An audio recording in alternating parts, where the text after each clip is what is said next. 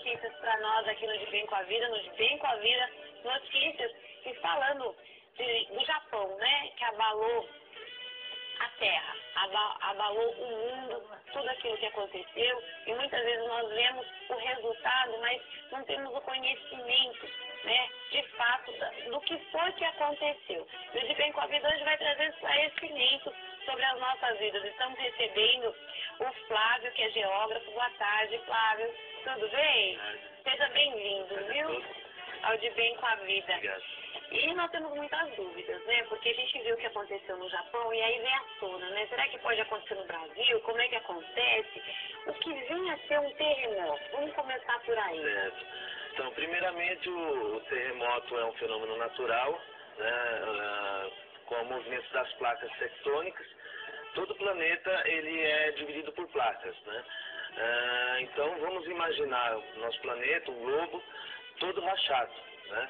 E essas placas sobre o magma, que dentro da Terra existe todos os minerais em estado incandescente, o fluido, né, em líquido, e essa superfície, a nossa crosta terrestre está boiando nesse magma.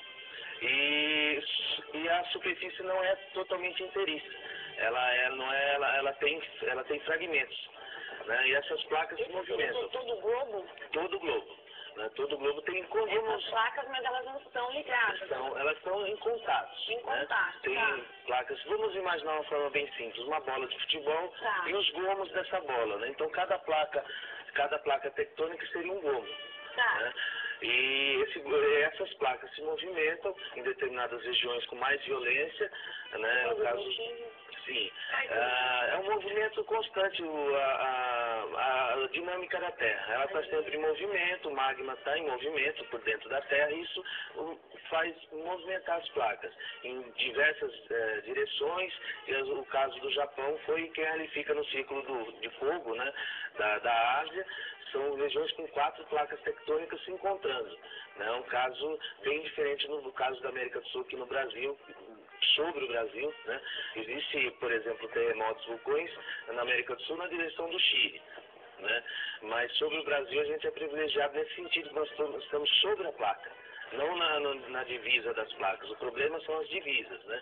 Então o continente asiático, principalmente sobre o Japão, são encontros de placas. Então esses encontros do choque ocorreu o terremoto, né, o mais conhecido terremoto, e agora o tsunami vem mais conhecidos na mídia, pelo público, desde 2004, né, que houve um tsunami muito violento na Indonésia. Né? Sim. Aí o primeiro que veio à tona. Sempre existiu, né? Mas com a questão da globalização, com os meios de comunicação, as notícias correm mais rápido, via internet, celular, imprensa.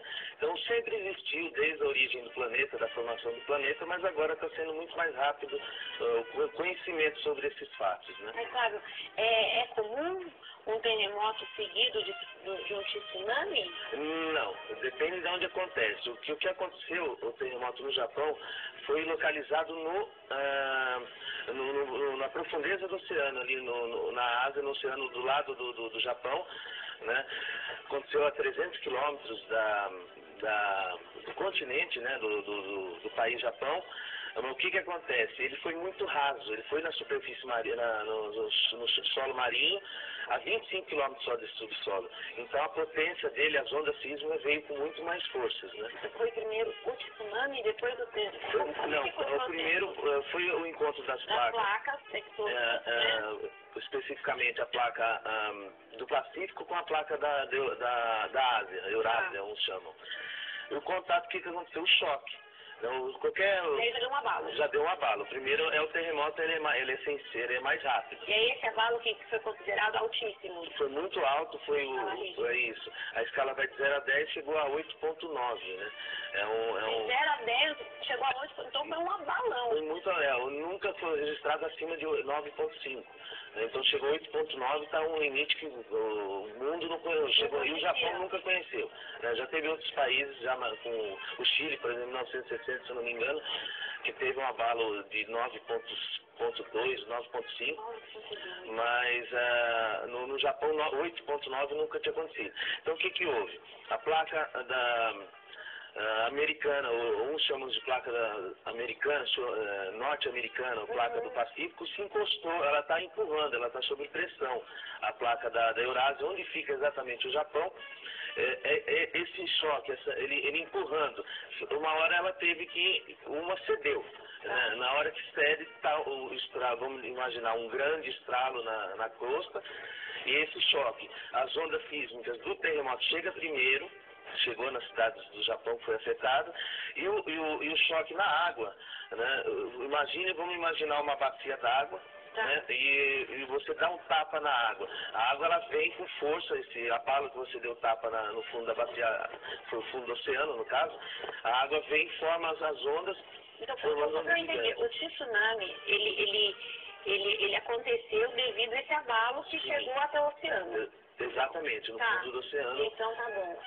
E quanto tempo depois do depende da proximidade. No caso do Japão foi menos de uma hora e meia. Foi muito próximo, foi próximo de 200 a 300 quilômetros do litoral. Então as cidades litorâneas foi muito rápido. O Japão é um país super evoluído nessa questão de terremotos, de prevenção, de alarmes. Estão preparados, treinados desde crianças, as crianças desde as primeiras séries são treinadas, né? E existe uma vigilância total, 24 horas por dia, em todo o Japão, no litoral, existem boias, no mar, né? No mar do Japão existem boias alinhadas, que percebem esse movimento da onda gigante, que a onda do tsunami é diferente de uma onda tradicional, uma onda de surf, o pessoal pega surf, é diferente.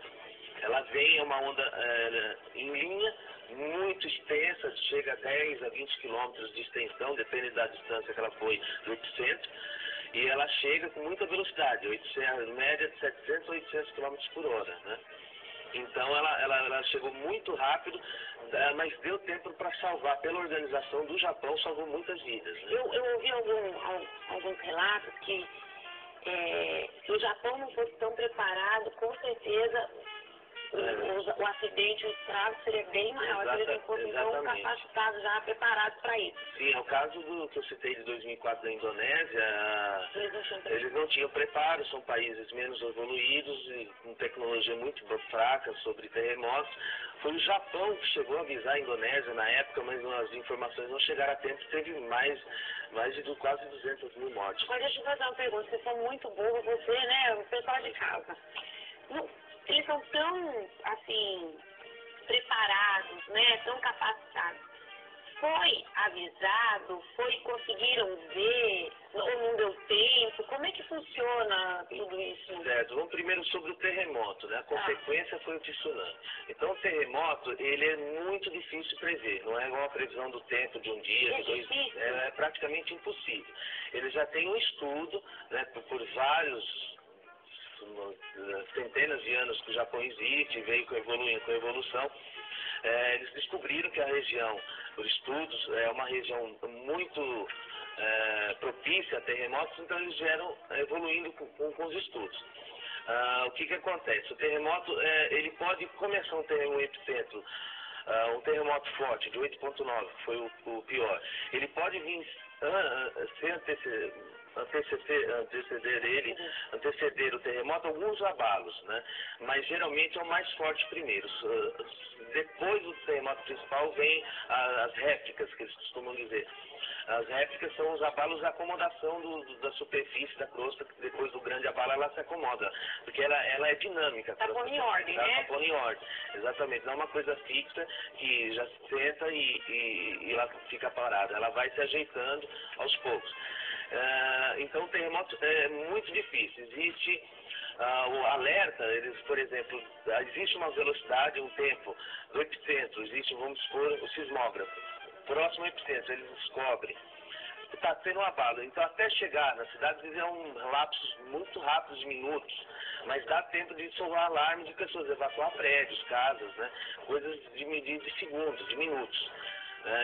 Já o tsunami já é um tempo maior, já dá tempo de evacuar uma boa área, né? Evacuar, principalmente do nível do mar, né? Subir para uma área.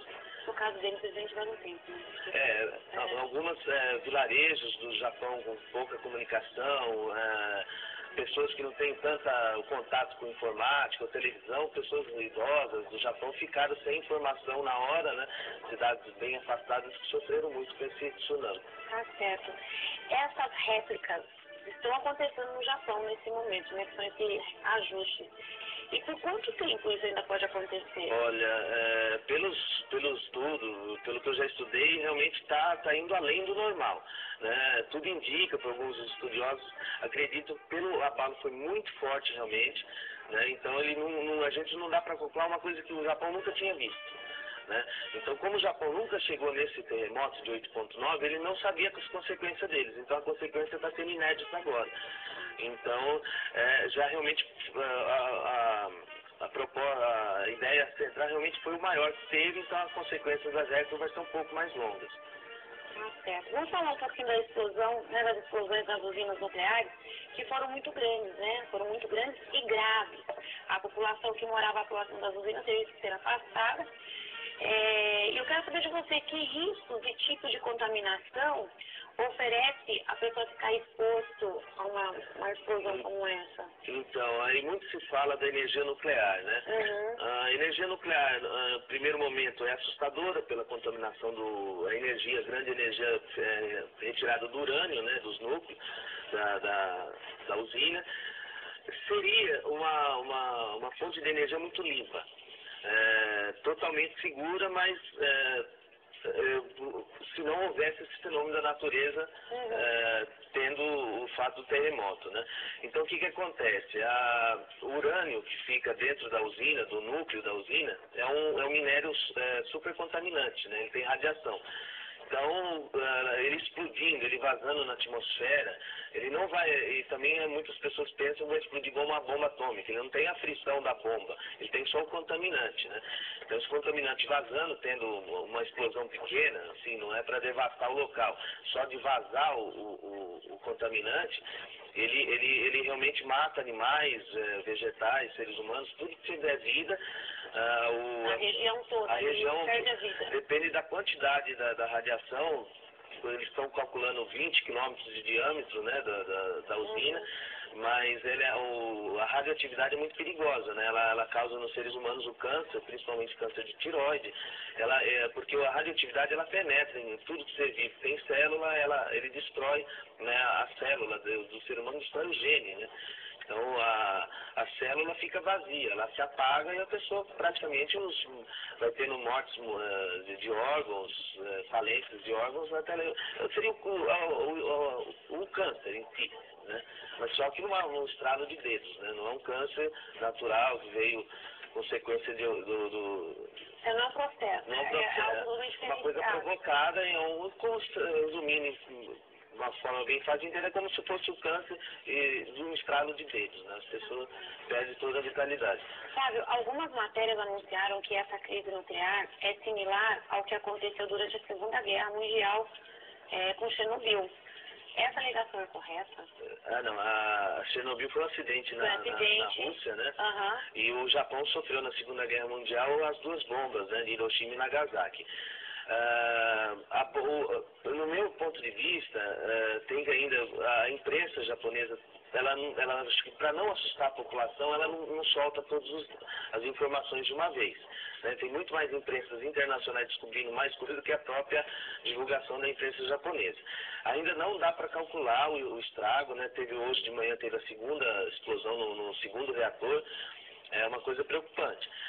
Chernobyl ficou por muitos anos a região da Rússia contaminada, que foi uma usina na Rússia, na antiga União Soviética, que chegou a explodir por problemas, não foi terremoto, foi uma falta de manutenção, alguma coisa desse tipo. A Segunda Guerra, com as bombas de Hiroshima e Nagasaki, destruiu duas cidades gigantes do Japão. Houve contaminantes deixando gerações para gerações.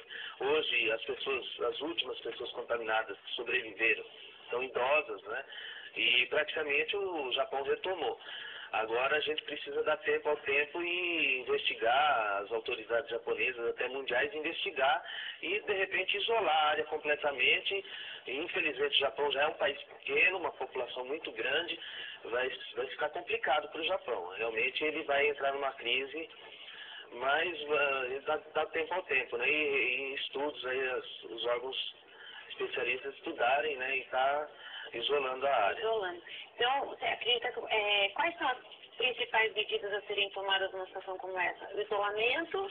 Sim, isolar a área, pegar as pessoas, retirar as pessoas urgentemente. Também tem o problema com a natureza, né? É um risco ambiental também de contaminar vegetais, né? Animais, por exemplo, se uma região que foi atingida, né, por essa explosão nuclear, ela não volta a ser demora muito, dependendo anos, né? da quantidade de radioatividade exposta na região, pode demorar de 50.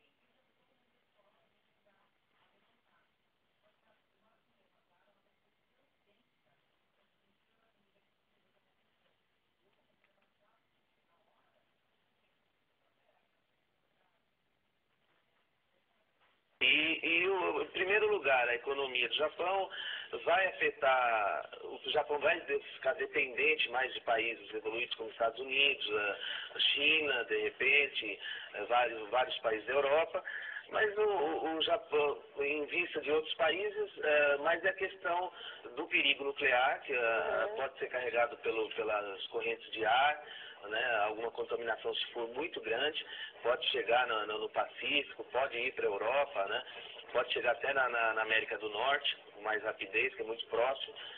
E a questão do tsunami, os países deram alertas de tsunami, como Havaí, Estados Unidos, toda a costa litorânea aqui da América do Sul também, não chegaram, as ondas chegaram muito fracas, né.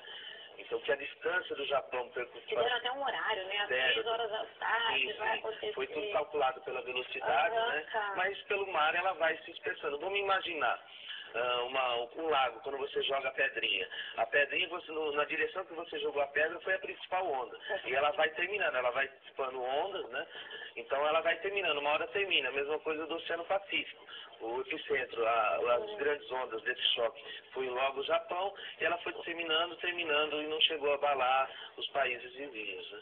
Tá certo. Claro, eu posso agradecer a sua presença aqui no De Bem com a Vida, esclarecendo essa tragédia, né? Porque é uma tragédia. A gente acordou na sexta-feira, de repente, quando você escuta o rádio, né?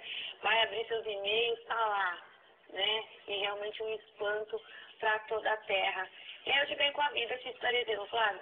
Deus te abençoe. Obrigado pela tua presença aqui no De Bem com a Vida e trazendo mais esclarecimentos para nós aqui, viu? Deus te abençoe. Conferiu, entendeu o que é um terremoto? Entendeu o que aconteceu? Então também entenda que Deus está lhe dando uma grande oportunidade de viver o melhor dia da sua vida. Sabia disso?